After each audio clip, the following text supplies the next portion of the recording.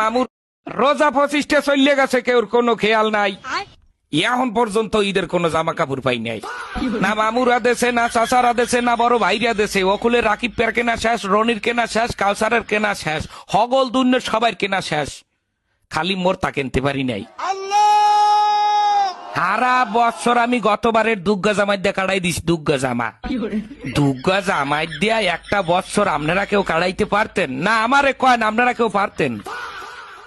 এখন আমার গায়ে যে জামাগুয়া এইটার ক্যাটকুলি সিরা এবং এমন কায়দায় সেরছে যে মানের সামনে বইয়া আমার হাত জাগাইয়া যে আমার মাথা চুলকামু হ্যার উপায় নেই, হেলে ক্যাটকুলিসি নেইবে।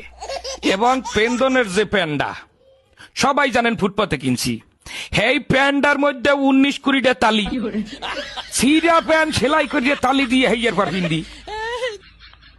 আমি আমার বাপ মা, আত্মীয় স্বজন, বড় ভাই ব্রাদার, মামু খালু, বোন বোনাই যারা আছেন সবাই কাছে হাত জোর করিয়ে কই গেলাম, 27 রোজার মধ্যে যদি আমার কেনাকাটা না করিয়া দেন বোঝেন, হ্যালে এবছর ঈদে আমি কোনো জামা কাপড় পিনবো না।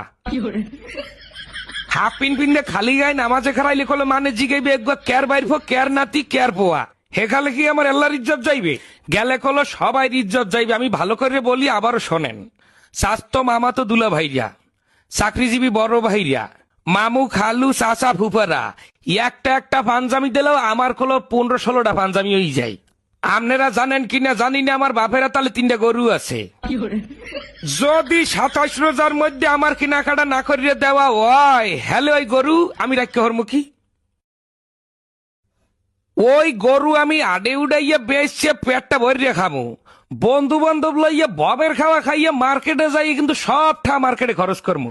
আপনারা অনেকেই কইতে পারেন যে এটা অসম্ভব কাজ, কিন্তু অসম্ভবকে সম্ভব করা অনন্ত জলিলের কাজ, এটাও আপনাকে মাথায় রাখতে হইবে। রোজা 25টা